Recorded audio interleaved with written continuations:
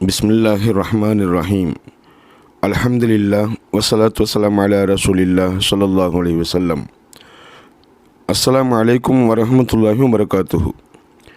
அன்பானவர்களே, இமாம் ஸஅதி ரஹ்மத்துல்லாஹி அலைஹி அவர்கள் கூறுவாங்க, என் அன்பு தோழர்களே, என்னிடம் குறை இருப்பதை கண்டால் அதை என்னிடம் மட்டுமே எடுத்து கூறுங்கள்.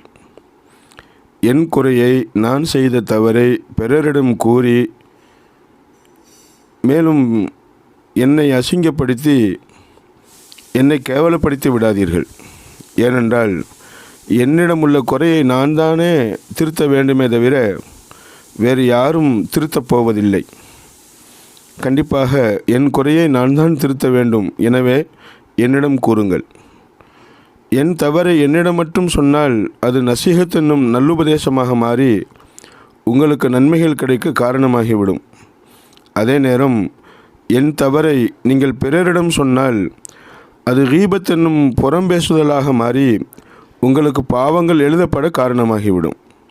எனவே பிறர் குறை காணாமல் புறம் பேசுவதில் ஈடுபடாமல் தன் குறையை திருத்தி நல்லோர்களாக வாழ எல்லாமல் அல்லாஹ் நல்லொருள் புரிவானாக. ஆமீன். அஸ்ஸலாமு அலைக்கும் வரஹ்மத்துல்லாஹி வபரகாத்துஹு.